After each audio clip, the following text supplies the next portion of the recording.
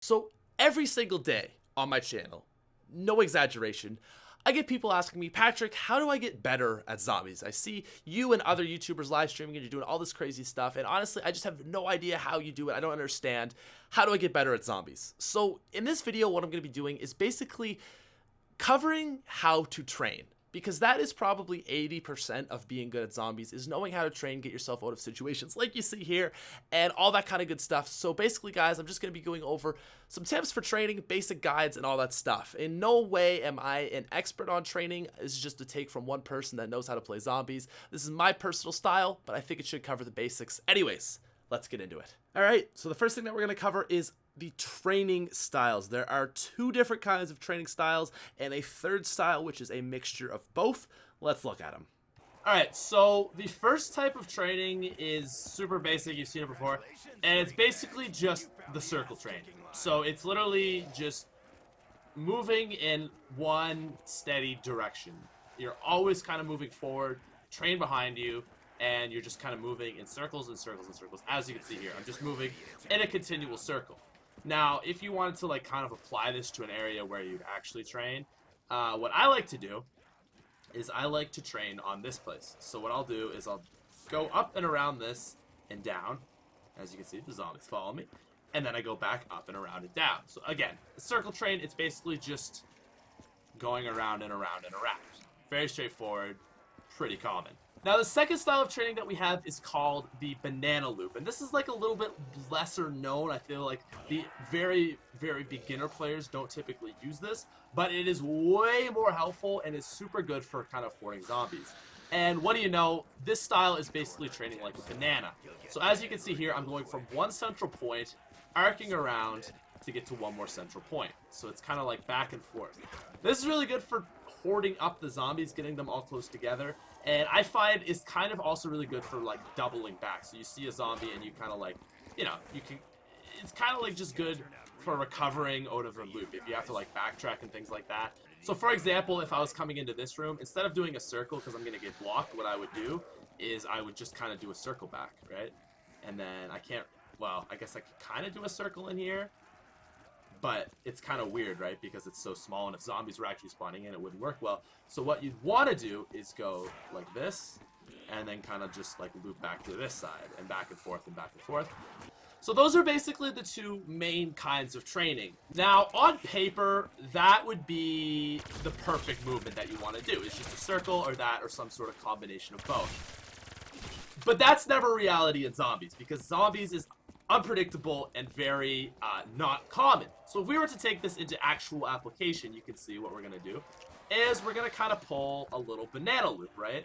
Little banana loop, whatever, kind of get zombies going. But then you see that there's an open lane, and you can go to the circle loop, right? So it's kind of like a combination of both, and I don't like that, so go back to the banana.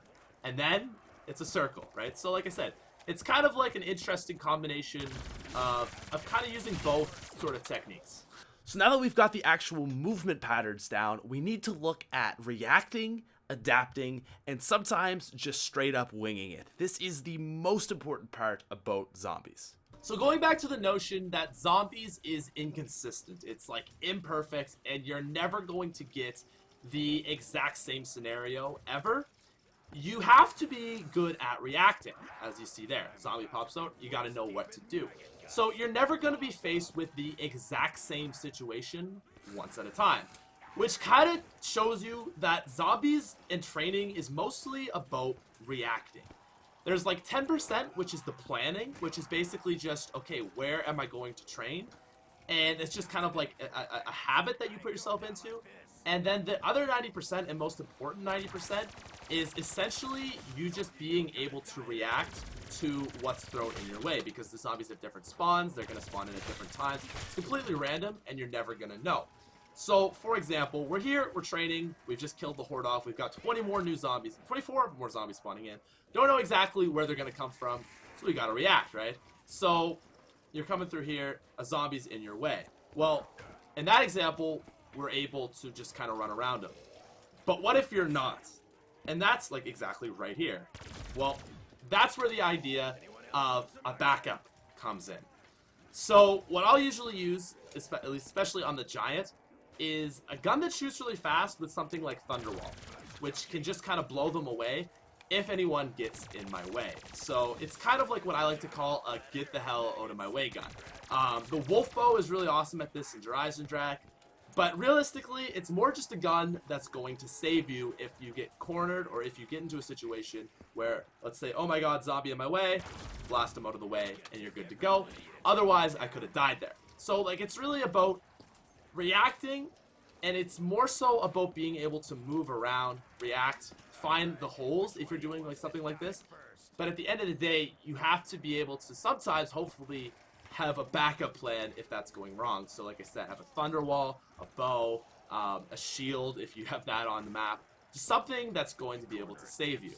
And finally, for the third section of this video, I'm going to focus on basically just taking what we've learned and putting it into real situations, which is essentially the key to becoming what I call a natural, where movements just become natural. Alright, so now I'm going to hop over to Shadows of Evil and basically put myself in a super bare bones situation. So we're going to skip right ahead to round 15, no jug, no shield, no weapons, and basically put yourself in a situation where you have to rely on your training. Okay, so for this, I think what I'm going to do is actually just commentate over this. I did have some live commentary, but I think it's better if I can pause very important moments and explain my decision making with them. So in this situation, again, super bare bones, I only have my training to rely on. Now, coming straight out the gates here, I only have zombies coming from behind, so I know that it's best to just kind of do this classic banana loop and get them rounded up as best I can, because the closer the zombies are together, the better. Now, this is a situation, there's a zombie directly ahead of me. So what do I choose to do? Well, basically just kind of go around him. However, there's two more right there.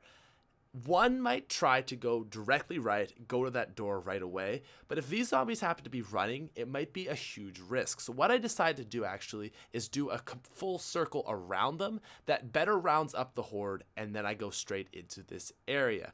Now, at this point, you're really not going to be able to train because it's so close quarters, but you're always wanting to just round the horde up. The closer the zombies are together, the more predictable they are, and the more flexibility you have to train. So again, I'm doing a little bit of a banana loop here, essentially just to kind of round them up and get them close, because I know that this is a difficult area. Now, this puts me in a very difficult situation right here. We've got a zombie ahead of us and a horde completely behind us, like very, very close. So I could choose to loop around this guy, but it's taking more of a risk because the zombies behind me might get me. So what I choose to do in this situation is just simply kill the guy in front of me, kind of going ahead here. Now, moving into this spot, this is where it gets very, very dangerous. So there's zombies spawning up top there. I choose to ignore them, and we've got a ton of zombies to our left, and we have one lane to go. Now there's a zombie coming, but what if there's zombies back there that I don't see, and they could completely just shut me off and I'd have to loop back again? These are things that you have to consider, and you have to make split-second decisions. In this situation, I look, I see there's nothing there, and I go for it. However, if this was not the case, I would have had to do a loop back, being very, very dangerous, and that's, you see, I managed to get out of this difficult situation, and I'm back with all the zombies behind me. Okay, so now we're back to training at the junction. We've got zombies behind us. Let's go right, but nope, there's zombies there, so quick decision to go this way. Again, lots of zombies behind me, all in a very, very long, unpredictable train. So here, I think there's nothing spawning in. I'm going to try to hoard them up, but then I see zombies spawning at the window, and I'm like, you know what? I don't want to take this risk. I don't like it, so I choose to continue on through my path and up here. However, I know that this is a very, very difficult situation. And then I get unlucky. So I looked, I didn't see a zombie spawning in. It must have gone in right at the last second. I got caught on that door, and that was just a thing of me not knowing my spawns. So I managed to get out of that sticky situation, but unfortunately I get pushed down to the docks. This is not a situation you want to be in, and what a player would probably do in this situation is just try to run up, but this is a really bad move. Now, yes, you get out of here, but you're taking a huge risk. So instead what I do is I go for the banana loop to get this horde predictable again. Okay, so you're going to see me doing really tight loops here because it's hard, and then I check. Because if there's anything coming down here and I've got this crazy long horde behind me, I'm dead. So I look, and I say, you know what? there still might be zombies coming in. I see zombies coming this way. I gotta check. So I go for it again. I look around. I see we're good. And I say, you know what? I think we're good. Horde's behind me now. Go for it. It's all about minimizing that risk of, oh, what if there is a zombie here? And yes, maybe you've got a bow or a good weapon that you can blow the zombie out of your way. But if you don't have to take that risk, there's no point. So as I did, I just hoarded them up, made it out of this place nice and safe.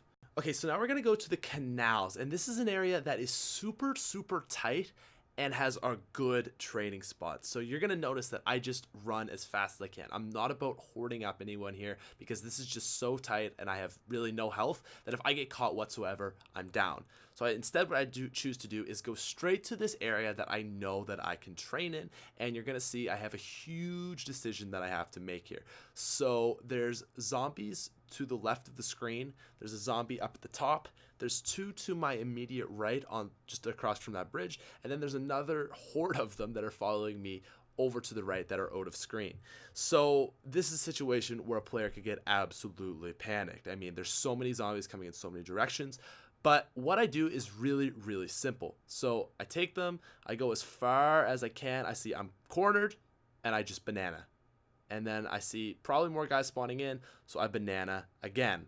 And I kind of look, judge where they're coming from, and now I've got them a little bit more under control, so I can start doing a circle. But if I'm ever in a situation where I get cornered again, obviously all I have to do is just simply banana, and I can get out of it. So anyways, guys, that is really all I have for you. I just kind of wanted to do a quick recap. So basically, like 3 main points of this video. The first is it's all about the banana loop and the circle loop.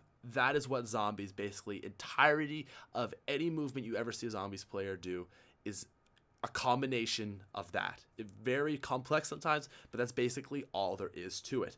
Second thing is its reactions. It's not like this skill that you get, it's just reacting. It's learning how to react quickly, and the more practice you get, the faster it comes, the more natural it comes. You don't even have to think about it. You just have an awareness of where the zombies are, where they're gonna go, at what speed they're running at. It becomes very, very natural. And last, have a backup plan. So it can be like a weapon, a gobble gum, a shield, anything that just is like a backup. Is if you get cornered, you can kind of save yourself. Like I said, you're not always gonna have one on every map, but most maps there is some sort of insurance basically. So guys, that's all I got for you today. I hope you enjoyed the video. If you're new to the channel, please feel free to subscribe and like the video. That's all I got. Hope you enjoyed this, a little bit different, but enjoy. Peace out, nerds.